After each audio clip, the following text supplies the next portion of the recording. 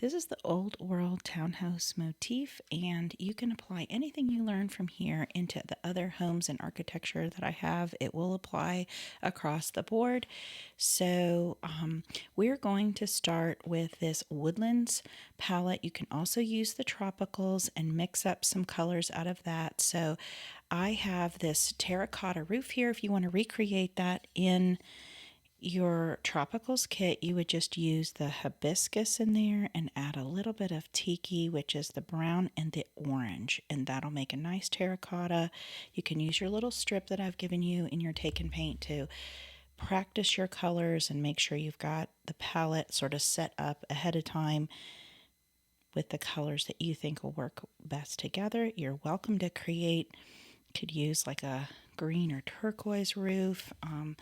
You can do whatever you'd like with this motif. You can even take a pencil or a micron pen and create additional designs or crackle in the stucco.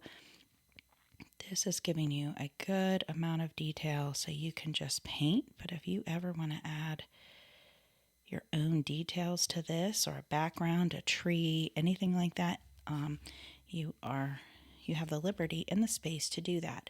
So we've got the roof here, and actually I'm going to go ahead and put this terracotta color in the background here. My original has a few different choices. Sometimes I like to switch it up. I do these quite a bit, and especially my classes, so it's fun for me to change them up, and you can do the same.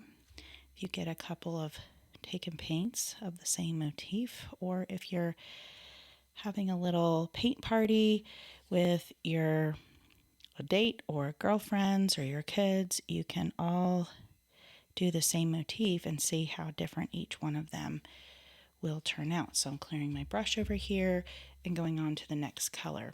So I'm going to work on the stucco back here. I'm going to make it a kind of gray wash. Right here I've got gray stone. In your tropicals kit, you can mix up a gray by using the hibiscus and ocean color, or you can do like a light brown by mixing the coconut, which is like a yellow, golden yellow, and tiki. And I'm going to just come along here and put a defined line of pigment like so. I'm going to clear my brush off, if you've seen me do this before, and start squeezing some water right up next to that line. I don't want it to dry because it won't spread very well. Now I've stopped pushing more water out. It's just releasing because my brush releases when it bends, and should leave a nice deposit at the edge while subtly sort of moving that pigment into that water. So I want to go ahead and get this loosened up while it's still a little tacky wet. I had to kind of scrub at this a little bit, and you can see it kind of spreading nicely.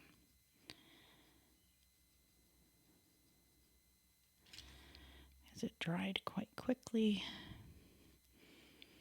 over there, and I just like that blurred line edge look. So I'm going to go, I may have used, I don't know if I used Greystone or Shadow, Greystone. So I'll come and do the same thing over here. Going in between these leaves and clearing my brush and loosening this pigment here.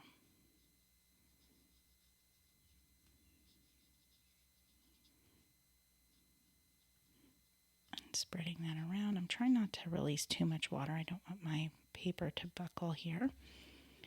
And I'm going to add a little more pigment back into that. Let it spread around.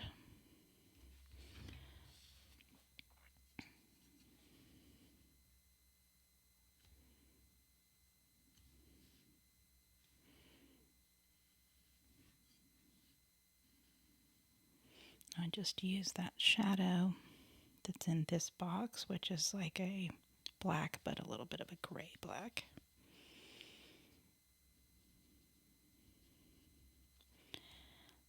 Like I said, you can use kind of a yellow if you want it to really look old world. Yellow and brown, like a gold color. But you're welcome to do whatever you want. It's your house to design. That's kind of the fun part about it.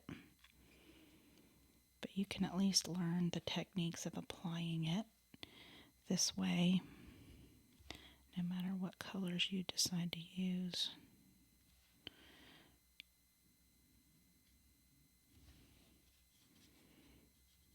And because that paper was wet next to that line, it went ahead and the pigment started to follow the water and blend. And I just like the soft look of that. I'm just going to go around with watered down pigment here. And now I'll finish this up by defining this line here at like what is the foundation.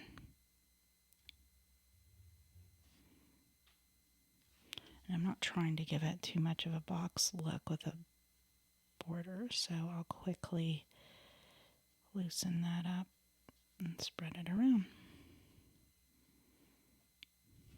Okay.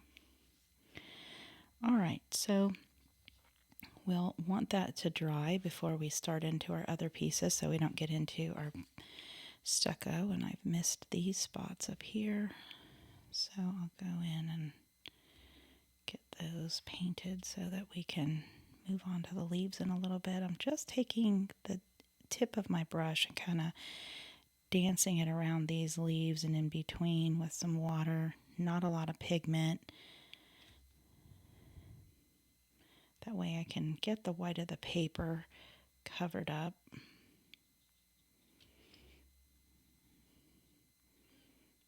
Without depositing too much color in there and causing a problem. Meaning that if it's too dark, it's hard to move it around because it's in such a small little space.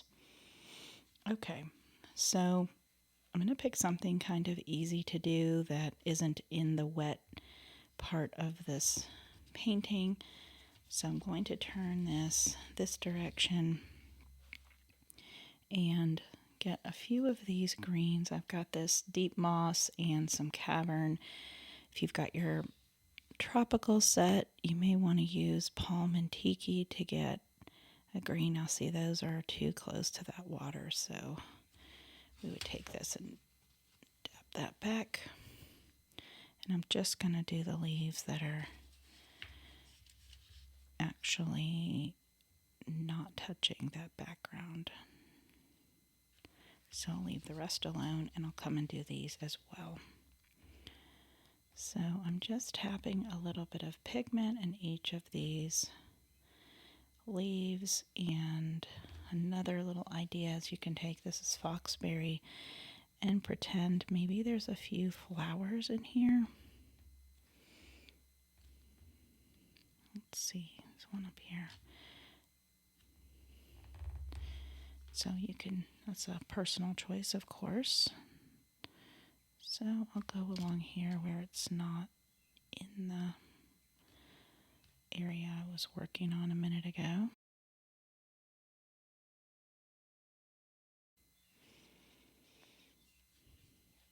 So now I'll come back and do the rest of the leaves later after that's dried a bit, and I'm going to work on my, I would work on my door, but I think I'm going to come up here, kind of add a little bit of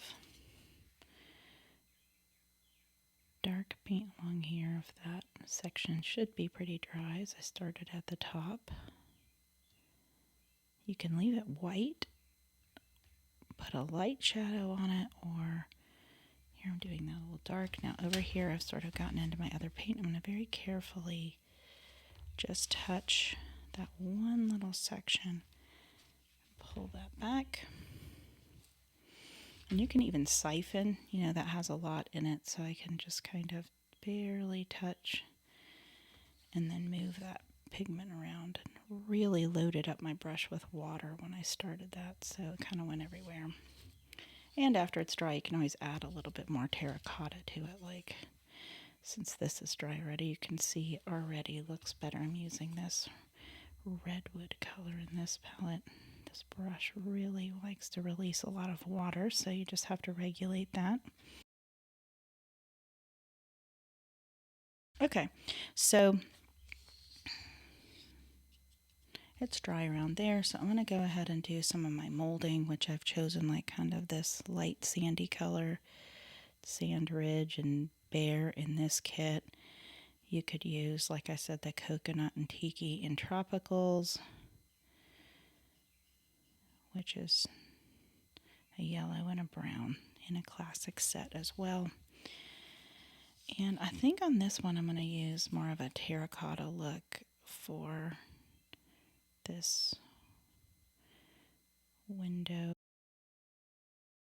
Go ahead and do this brown across here.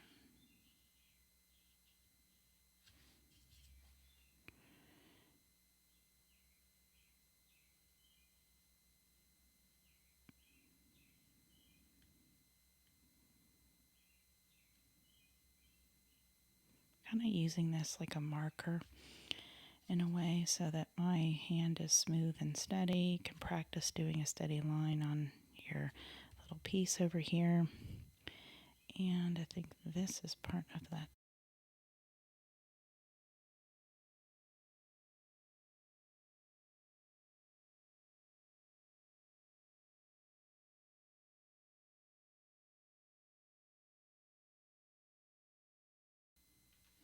So I'm going to start on the bricks. So these I'm going to make with, let me try this out, a little bit of this redwood. No, this one is foxberry. And let me try a little bit of this redwood in it.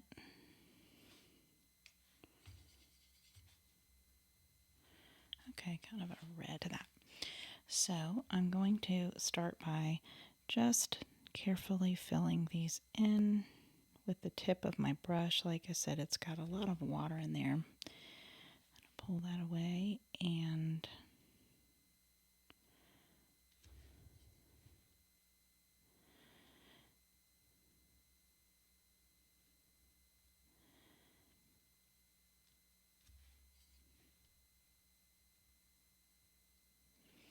do like so. I'm going to turn this around and do the other side and let that dry for a minute before I add more detail.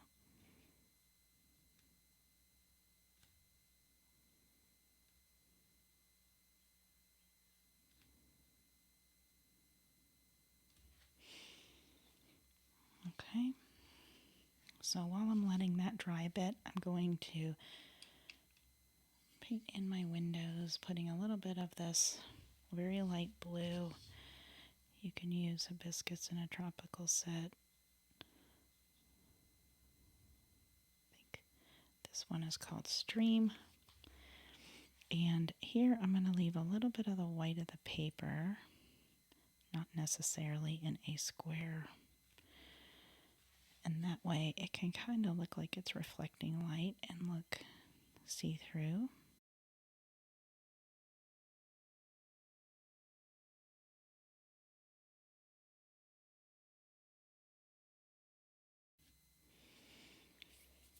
Alright, so while we're waiting on that to dry,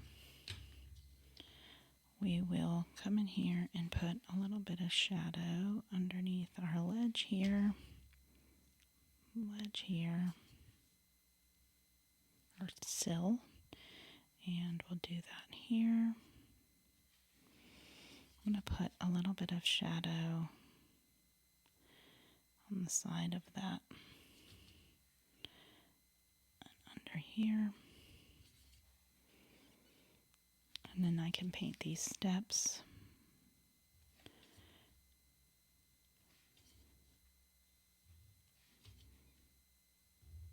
Like so. And now I'll go in and just fill in these leaves. So part of figuring out how you work as an artist or as a hobbyist is just wet and dry paint, moving around what works best for you, going top to bottom, left to right if you're right-handed so that you don't get your hand in your paint, and making sure, like you saw a few times, I'm kind of going so quick here that I'm getting into the already wet paint, which I typically don't do when I'm just working and not trying to hurry through a video.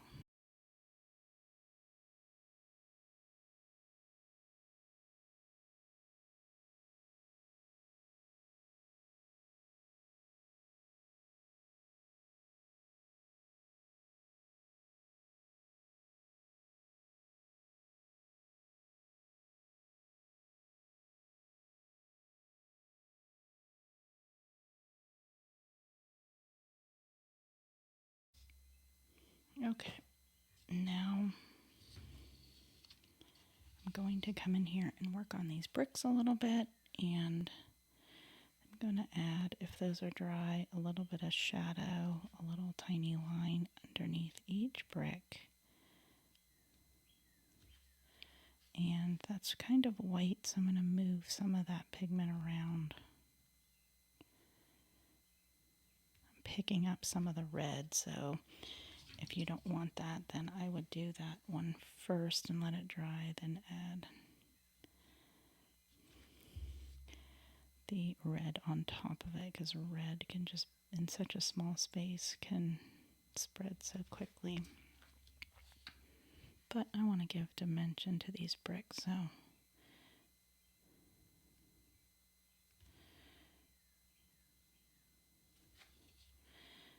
kind of come in here, make sure I get enough dimension.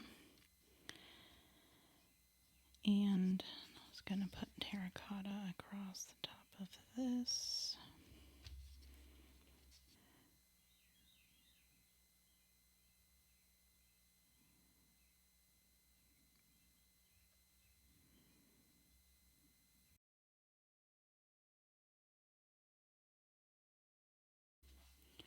Now I'm just going to go and put some details in and make sure I clean up some of these areas that, here, I don't like those pigment stripes in my brush, so I'm just kind of loosely scrubbing at that. I might add a little more pigment in here so that the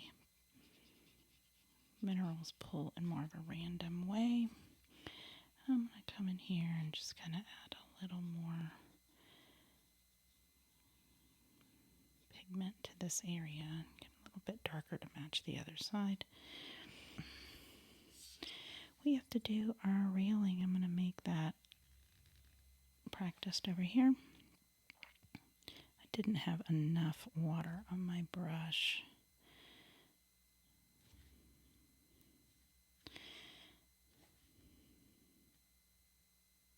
I do need to go and get that brown at the end. And I think I lost track of where I made these originally.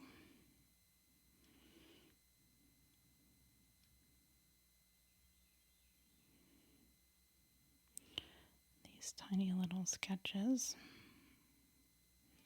Sometimes you can make up your own design. Now let's see if I can get next to that without mixing it. Okay, I got some of this black into my blue. It was kind of wet, so you can just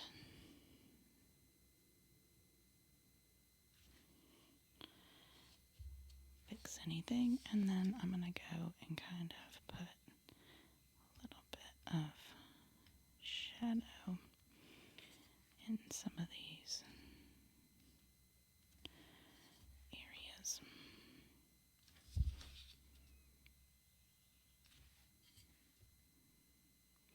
And I always suggest that you kind of step away from your art and hold it away from you and just kind of see what it looks like at a distance. Because when we're looking so close, we can get too picky and a detail you can't even really see.